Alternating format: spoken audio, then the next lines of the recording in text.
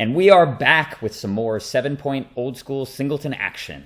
All right, when we last left off, Nate Prodzik and I were commenting Game 3 of this awesome match between Dave Firth Bard and Simon Christie. That's Dave's deck on the left side playing very classic White Weenie, and on the right side we've got Simon Christie's heavily miscut and very amazing to look at red-green aggro monstrosity. And after winning the first game, Dave fell behind pretty early in Game 2 to a bunch, sort of an avalanche of red removal. And Game 3, I think, was actually the best game that we've seen so far, Nate, in terms of a back and forth between the players. Just from memory to recap, Dave had some early pressure with a Pendelhaven, which is one of his best tools against this red-green deck, while he was facing down a Maze of Ith and Kurt Ape. And everything was sort of looking good for Dave until Simon played his Urnam Djinn at right around 4 or 5 mana, and the Urnam kind of took over the game. The giant fat body was just really, really hard for Dave's deck to contain, particularly without banding or any type of crusade effects. But even facing an Icy Manipulator, he was able to finally chump block his way down to no creatures and essentially stabilize the game with a balance, which bought him some time. They kind of went back into a stalemate, but then Simon deployed the mighty Granite Gargoyle, and Dave did not have an answer to that. The Gargoyle hit him, I think, 3 or 4 times, and despite gaining 4 life off Divine Offering on the Icy Manipulator, the Gargoyle eventually took him down into lethal range from a Hurricane for, I think it was 8 points of damage that closed out the game. So that's what brought this match to 2 games to 1 in favor of Simon Christie as we move into Game 4. So based on what we've seen so far, are you ready to reassess your predictions about the outcome of this match, Nate? You predicted that Dave was going to take it. Are you ready to pay me off to get out of your bet? Maybe have the bet. No, I'm diamond handsing on Dave here. I've gotta stand by my man. You know, still all in on the White Weenie plan. Yeah, well, we'll see. I mean, you made some very, very valid points about why White Weenie should be kind of essentially favored in the matchup, given the fact that its creatures are so skilled at dominating the red zone versus red green's kind of interchangeable hill giants and gray ogres and stuff versus. Yeah, actually, the other thing too is that what Simon hasn't really done is drawn a lot of his artifacts that are really good against control, but not good against White Weenie. You know, Black Vice is a heck of a card, but pretty mediocre when your opponent's playing a low curve deck like White Weenie, a proactive deck.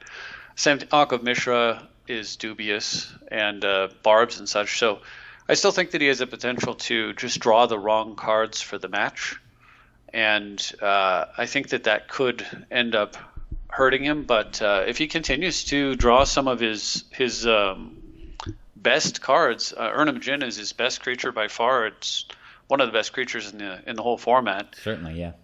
Right, and then Pyrotechnics is his best removal by a long shot. So if he can just keep doing that, I think he's on the track to he's on the track for you to win. But well, I'm licking my chops at the prospect of it. Certainly, the fact that Simon does not have Earthquake in his deck is absolutely one of the most potent weapons against this the mono white deck. Although Dave does have two pro red creatures probably chosen in advance or in prediction of facing cards like Earthquake. He has both the Banding Knights of Thorn and the Repentant Blacksmith. And certainly the Knights and we haven't actually seen those come up yet. Yeah, we haven't seen. Actually, I think we saw. No, that's right. Yeah, I was thinking of another game. But yeah, we haven't seen either of the pro red creatures actually, and they're both extremely problematic. He doesn't have anything that's pro green. I don't think they've even printed anything that's pro green at this point in the game's timeline. Yeah, I don't think so. Yeah, nothing pro green stuff showed up until later. Board. Yeah, and I think that was probably done just in deference to the fact that green is the creature color, so making things that are pro-green is a little unfair to the color that can't really interact with it at all. Right. But anyway, yes. So what Dave, I think, is probably most excited about here is going first. And he needs to get early pressure as he did last game, hopefully backed up with some disruption, maybe strip mine. And I think, what do you think about the potency of Armageddon in this matchup? We haven't seen that yet either.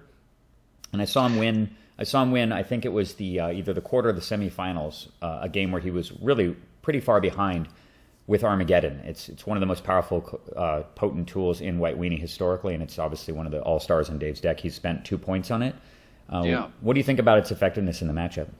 I mean, so it's not great if he's facing down mana creatures, But outside of that, and there aren't that many since it's Singleton. Yeah. I think there's 3 in the red-green deck. That's right. But it's still extremely useful. I think there's a number of cards that it hurts. It hurts the Whelp, the Gargoyle to some extent. It can be used as a post-combat removal spell for a Curd Ape that blocked something. It takes him off the X spells. So all around, and it also sort of punishes, like, if he's facing the Stone Rain, Ice Storm type of stuff, and then he just evens the field with an Armageddon, then that essentially is generating card advantage. Totally, so, yeah. It's like taking 2 cards out of his opponent's hand if he does that. Exactly.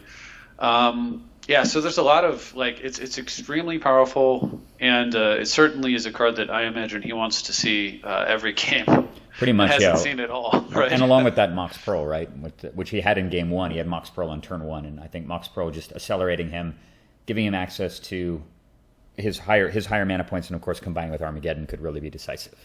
But I think the most important thing that he needs to draw, actually, of all of it, is probably one of his Crusade effects. It takes a ton of the sting out of a Pyrotechnics, because you're not just doing 1/1/1/1, that kind of thing. It lets his creatures fight better. It makes banding stronger, first strikes better. Like, he really needs to see a Crusade effect here, I think. Yeah, I think that's an incredibly valid point. And the only Crusade effect we've seen was in game 1, the game that he won, and it was a very late Angelic Voices. But yeah, we haven't seen something like turn 1 Guy, turn 2 Crusade, turn 3 Jihad or something, which would just be total blowout. Right? Yeah, total blowout. And Simon's not playing with Tranquility either, so he'd have no real answer to either of those cards outside of Chaos Orb. So that could be decisive. And without further ado, let's kick this off. I'm sure everybody is waiting to see what happens in game 4. So let's get this started. Again, Dave Firth Bard will be on the play, and we'll be calling the action. Let's get it started. Oh, I just started the video. Go for it. All right. All right, so you can still see Dave is still shuffling here. I don't think that he mulliganed. You can see that Simon's got his 3 things laid out. He actually looks like there's a slight delay here in the video. Yeah, it's just catching up. I'm getting a lot of static. I'm not sure. Are you seeing that too? Yeah, I was seeing that as well. It looks like he's. Yeah, I think it's just waiting for Dave to tell him which one goes on top. Like, is that a virtual cut? Or? Yeah, this is basically the way that cutting is done virtually. You divide your deck into 3 piles, and then you designate piles 1, 2, and 3. I see. And your opponent says, "Okay, I'm going to put pile 2 on top of pile 1, and then put pile 3 on top of those 2." And it's obviously it's imperfect. It's not as good as being able to shuffle and cut your opponent's deck in a regular tournament. But what can you do when you're playing thousands of miles apart from each other? Yeah, it makes sense. That makes a lot of sense. Yeah, so this is pretty much standard protocol. You're still picking here, and Dave is still shuffling. I don't think that he mulliganed, although he's been... I actually had to jump for about 5 minutes of this while he was literally just doing the same exact riffle motion for 5 minutes, to the point where it just looked like it was looping or something, like a boomerang video or something. Just, okay, there he goes. And he's dividing it up into 3 piles, cutting 3 times. I guess it was sort of just letting him do it. And let's see what happens. See if either player is mulliganing. All right, let's see. Yeah, there's 7 and 7. Once again, of course, he needs to get on the board early. That's his before the big plays from the green-red deck can start changing the course of the game. He needs to get that chip damage in right away. Yeah, just chip damage and utility creatures, and primarily something like pro-red with banding. They're still discussing something. I don't know if either player has mulliganed. I'm pretty sure that this is the first set of 7 that they've had, but I'm sure they're still just chatting about the match. Right. And interesting, it looks like Simon is examining his hand. Dave is still just chilling. All right, so he's looking too. And we'll know if there was a mulligan, obviously, because we'll see a card put back if they decide to keep. What do you think is better first play? Is it Javelineers or Savannah Lions? Like, it's definitely Savannah Lions. I know that he has mana creatures, but I think you actually want to keep the Javelineers back. It depends on the matchup, to be honest, but you don't really want those killed early. The Javelin can sometimes be so effective for shooting down. There aren't as many utility-type creatures. It depends on the deck, right? If you're playing against a deck like a deck that has Archaeologist and Preacher and stuff in it, then having the ability to Javelin is really important, and you don't want your Javelineer killed or countered early. You don't want it blown up by Alapile, and then you lose the ability to ping something. Same sort of thing against Mono Black, where they have cards like Royal Assassin and Sorcerer's Queen and so on. Right. But I think in this matchup, maybe a Javelineer does come down first, because then you can kill a Mana Bird. And look, just as you mentioned it, there's a Black Border Savannah Land. All right. Followed by Black Vice. All right, so this is exactly what you were talking about, Nate, right? This is the first time we've seen one of these anti-control cards, but Dave went first and had only 5 cards in his hand. That Black Vice will probably deal 1 point of damage this game for the cost of the card. And look, Repentant Blacksmith as well. Wow. This is looking pretty much like... I promise I didn't watch this. I have not seen this. Yeah, imagine if this is Anka Mishra here. Okay, good. At least he's got a first striker. That is the perfect creature. And in fact, without a Crusade or Jihad or some way to push through that, it's going to be very hard for Dave to actually get around this, unless he, of course, has the Javelineer we were talking about. Javelineer, Preacher, something. Yeah, he's got. I believe he has Aeolpile in his deck too. I don't actually have the deck list in front of me. I forgot to. Yeah, Aeolpile and Chaos Orb. Actually, let me double check the Aeolpile. Yeah, he does both. He does it. Yeah, isn't it amazing how good Aeolpile is in this format? It's a card. Unless you were playing Magic back in the Necro summer of 1994, when the format was awash in Pump Knights and Whirling Dervishes. You've probably never ever seen Aeolpile on the battlefield, but in fact the card was a Tier 1 constructed card for about 6 months. It gave the mono black decks reach, it gave the ability to interact with Pump Knights, the pro-black Pump Knights in white, as well as the Whirling Dervish, which is also pro-black, and it gave you the ability to kill opposing Pump Knights and Hypnotic Specters and Mishra's Factories too. It was just an incredibly useful, and getting stuff out of your hand in a format that was filled with balance and everybody playing with 4 copies of Armageddon was also really important, just getting defense on board. Imagine serrated arrows in this format. It's still... I was going to say, it's still about a year... Is that legal? Or? No, it's not. It's in Homeland, so it's... I mean, that card and Memory Lapse and Merchant Scroll are the 3 actual good cards in Homelands that I know of. But it's funny because there was a constructed format. These guys are still obviously chatting about their plays, but there was a constructed format that required you to play with Homelands cards in your deck. You literally, if you were playing Standard, you had to play with Homelands cards. It was the actual rules. Yeah. And or though maybe it was just for the Pro Tour it was for the Pro Tour qualifier. So people had janky stuff, and then everybody discovered serrated arrows, and they're like, "Holy shit, this card's amazing!" It just dominates. But look at this. Speaking of domination, one Elvish Archer is going to be holding 4 creatures at bay. Although there's that little pesky bander on the far left side in the form of Vacation Infantry, a pumpable. Well, first striking bander, very problematic, and will allow him to start pushing through damage. Although he'll have to band it to something janky like the King Suleiman, rather than something good like the Savannah Lions. But again, we see no Crusade, although maybe he might be lining up a Crusade for next turn. It's certainly a good setup if he is. It's amazing how good our Elvish Archers is among the sort of green weenie assortment. And that is, I don't know what version of Elvish Archers that is. I expect that maybe it's a beta one, but bizarrely miscut. Look at the asymmetry of the borders. It barely has any bottom border at all. Okay, so Maze of Ith comes down. That's an excellent choice there to hold back a potential damage from a band, and he's going to disintegrate for 1. That's certainly targeted at the infantry. Wait, what? Okay, well, I cannot agree with disintegrating a lion over the lion just literally does nothing. Sketch. Yeah, unless he has a Crusade, that lion is just DOA. Okay, that's probably going to... Oh, interesting. Yeah, what do you think about destroying Maze of Ith there? I agree actually, because he's got to be able to. It gives Simon too many options to deal with the pressure that he has to mount. Right. He needs to get in while the getting is good here. So this is an interesting choice to ban that creature with the Repentant Blacksmith over the King Suleiman. But maybe he's just remembering he's got a little PTSD from the last game when he got beaten over the head with Urnam Jin. So if he's got that untapped King Suleiman in play, he knows that he just has the Urnam Jin solved already. All right, so we've got a Felwar Stone, another creature, a strict downgrade from the Elvish Archers, at least in this matchup. Although Argothian Pixies, another card very underplayed back in the day and extremely good in modern old school due to how overpowering and oppressive the Mishra's Factories are. Having a Pixie not only gives you defense against pretty much infinite factories, but also allows you to pierce through factory-based defenses and control decks. But that Samite Healer is really going to complicate the math here a lot. Now he's got banding plus. Man, I bet you he wished he had gotten rid of the banding creature instead of a Savannah Lion. Yeah, no kidding. I mean, how big of a problem is this now, right? His maze is gone. Now he can actually assign 2 points of damage to the Repentant Blacksmith and then heal the damage if he tries to block with First Strike. He could potentially block with both creatures here, but he'd be losing the Archer. What do you think about what do you think he does here? Do you think he just takes the damage, or does he double block? I think he's probably So I guess it depends on a couple of things. If he's got a creature, he probably needs to take the damage, like a creature that he's planning to block with. Yeah. Upcoming, he did just hit 4 mana. He may have his Jin, but staring at the Suleiman, I don't think he does, because he probably would have saved his removal for that. So yeah, I think it's one of those deals. He's probably going to take the damage, and obviously what he's hoping to do is find more removal here. But, yeah, of course. I mean, and that's what the red deck does, right? Although, again, as far as the sweepers are concerned, both Pyrotechnics and Fireball, we've already seen Disintegrate gone. They get a lot less potent when you're dealing with a semi-healer, because you have to just account for the extra point of healing that can be applied anywhere. And, right. So you have to, I mean, in terms of taking the teeth out of a big Fireball on creatures, it's so different. Although it would really only be killing 2 things anyway. But all he can do here is pass. He obviously can't play Urnam Jin due to that King Suleiman in play.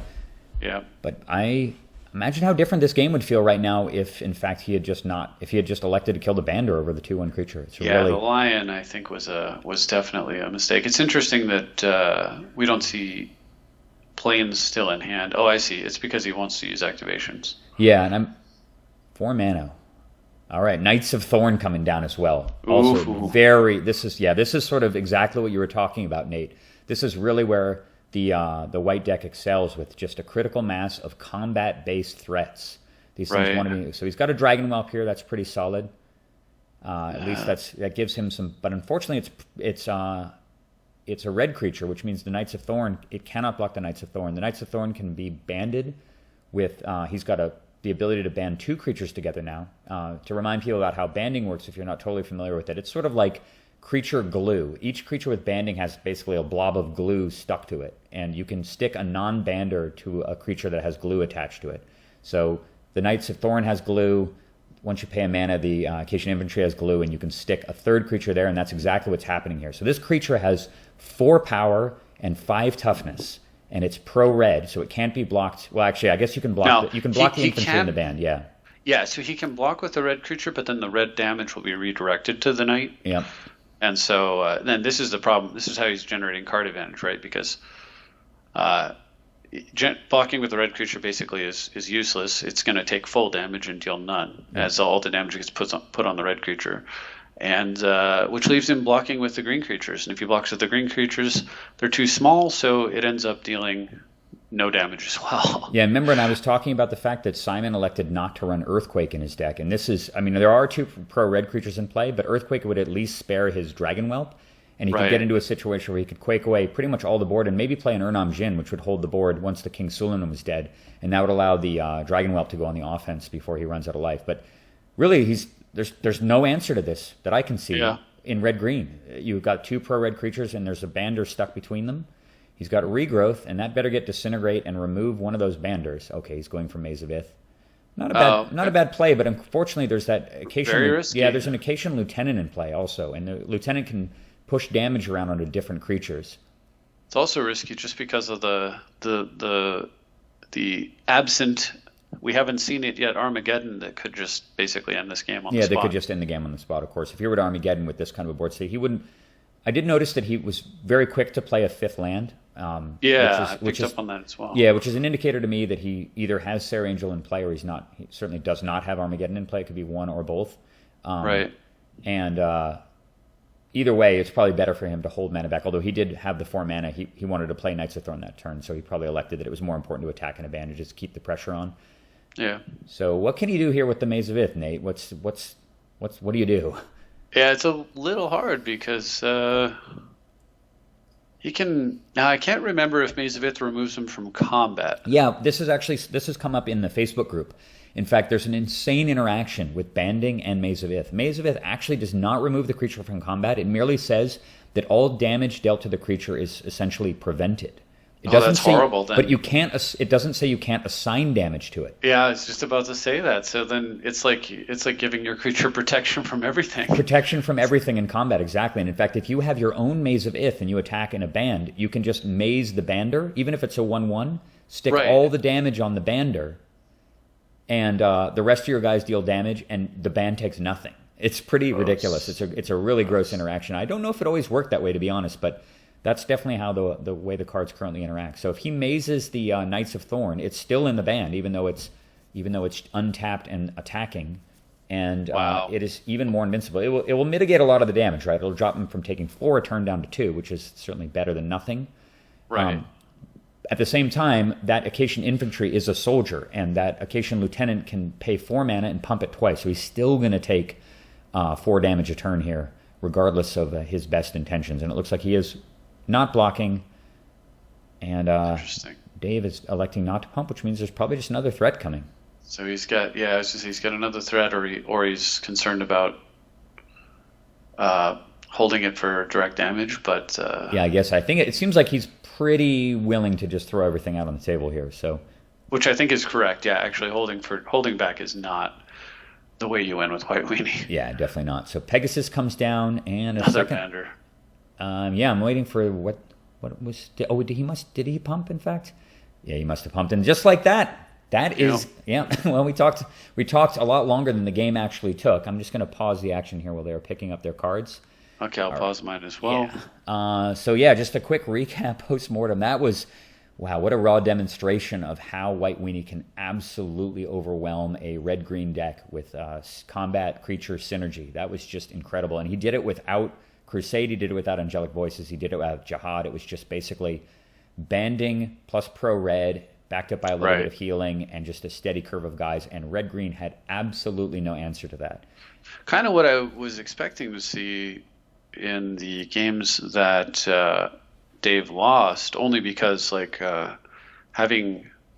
just from my memories of playing back in the day when playing these types of matches against each other, it's just so difficult when you don't get your mass removal. If you don't get it on time every time, you're dead by the time it comes up.